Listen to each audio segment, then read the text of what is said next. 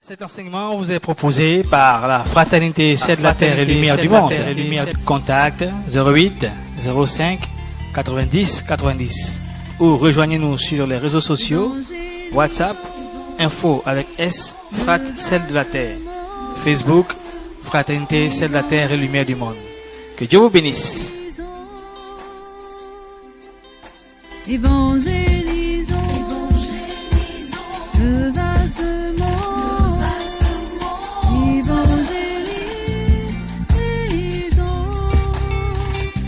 le monde du social, de la famille, du travail et de la souffrance.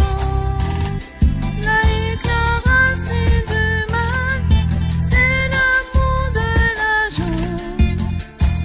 À l'emmener une védie de l'évangile.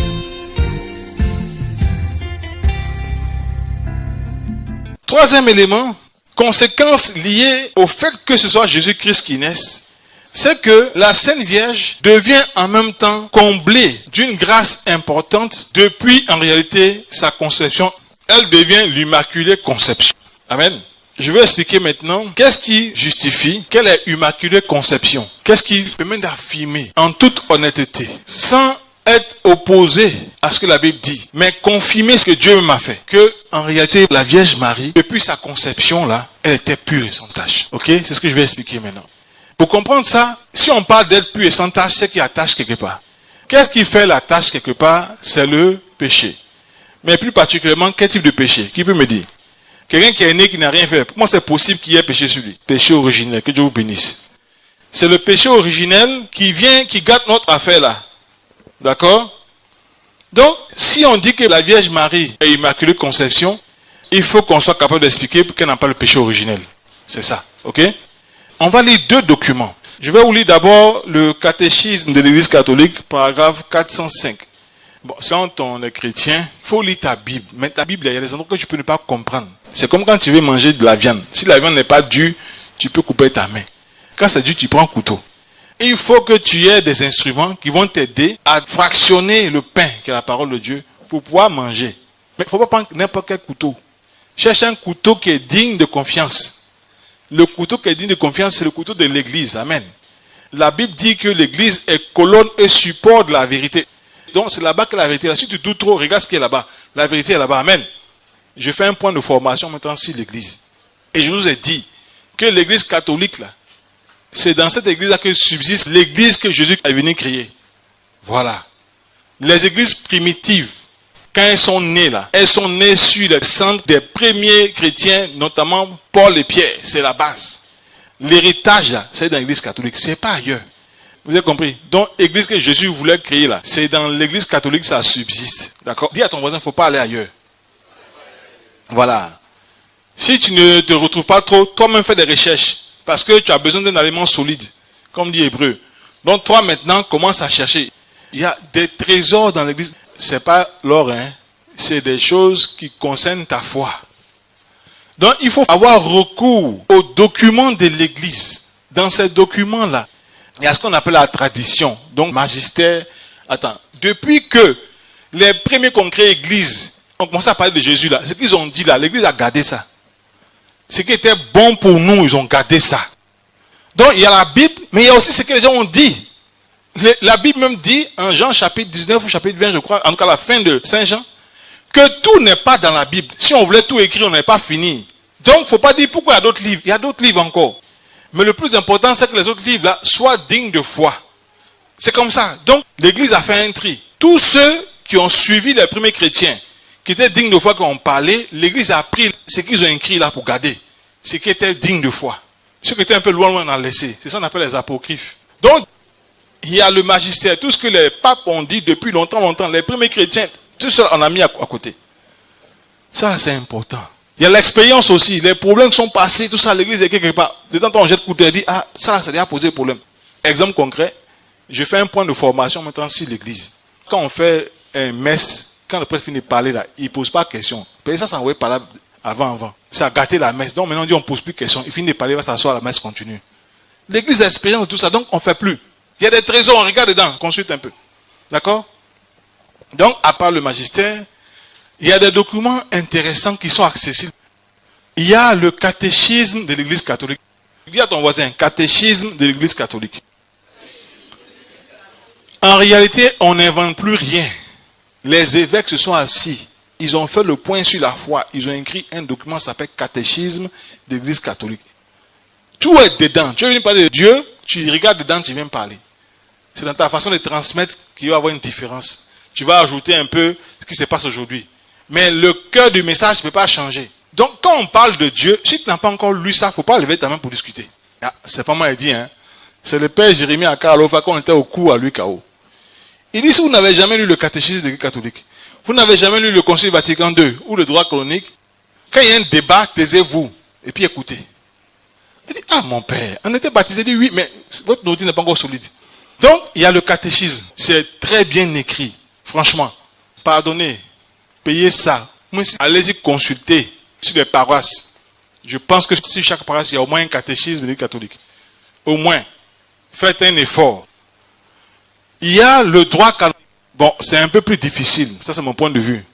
C'est bien écrit, mais c'est écrit comme du droit. Donc, c'est un peu plus difficile. Donc, je vous conseille d'abord le catéchisme. Quand tu lis le catéchisme, tu lis ta Bible. Donc, ça te montre bien qu'est-ce que l'Église veut dire dans les paroles de la Bible. Alléluia. Et il y a le Concile Vatican II. Amen. C'est la boussole. Amen. Dis à ton voisin la boussole. Donc, je vais citer le catéchisme de l'Église catholique parce que la question de l'Immaculée Conception, c'est une question de méditation sur la vie de Jésus, sur le message que Jésus-Christ est venu donner, sur l'action que Dieu réalise pour les hommes, pour comprendre cette question d'Immaculée Conception. Alors, péché originel, catéchisme de l'Église catholique, paragraphe 405. Le catéchisme dit ceci. Quoique propre à chacun, le péché originel n'a en aucun descendant d'Adam un caractère de faute personnelle. C'est la privation de la sainteté et de la justice originelle. Mais la nature humaine n'est pas totalement corrompue. Elle est blessée dans ses propres forces naturelles, soumise à l'ignorance, à la souffrance et à l'empire de la mort, et inclinée au péché. Cette inclination au mal est appelée concupiscence. Le baptême, en donnant la vie de la grâce du Christ, efface le péché originel et retourne l'homme vers Dieu.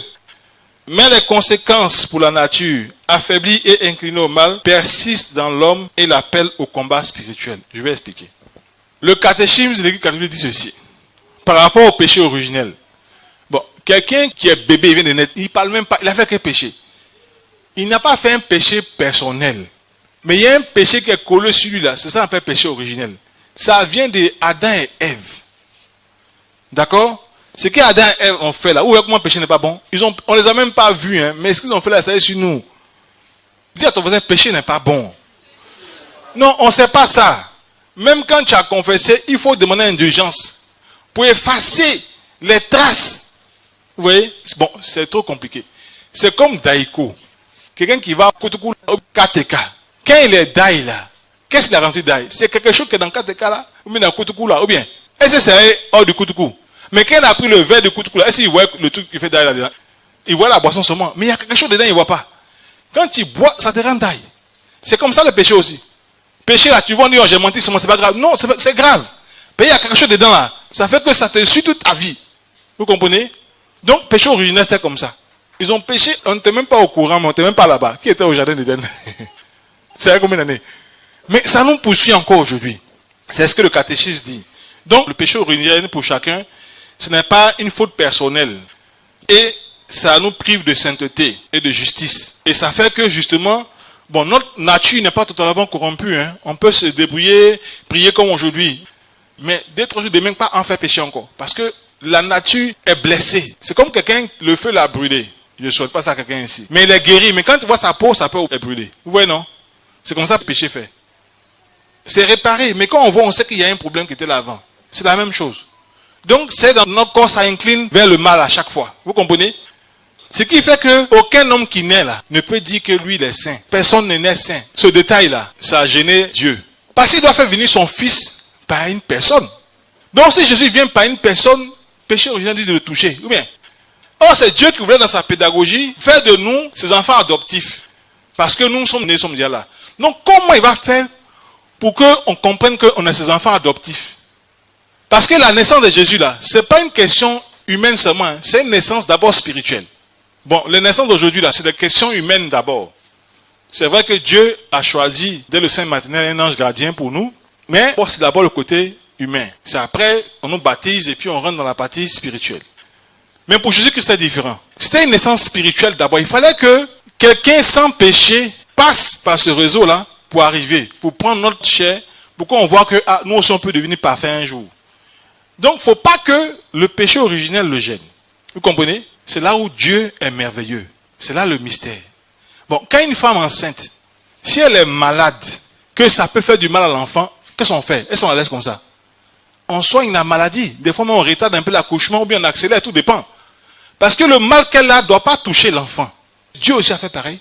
Le mal originel là ne doit pas toucher Jésus. De la même manière, le docteur soigne une femme, c'est comme ça qu'il a soigné maman Marie aussi. Il est Dieu, il ne faut pas me demander comment il a fait. C'est le mystère. Il a géré ça. Alléluia. Donc Marie, immaculée conception. Répète, immaculée conception. Elle-même sa propre naissance là, péché originel ne l'a pas touché. C'est comme ça que quand Jésus sort, il n'y a aucun péché en lui. Jean chapitre 8. Il dit, je n'ai rien en moi qui t'appartient, ni pas le diable. Jésus n'a jamais péché. Voilà comment c'est possible. Alléluia. Tu es d'accord, acclame le Seigneur. Oui.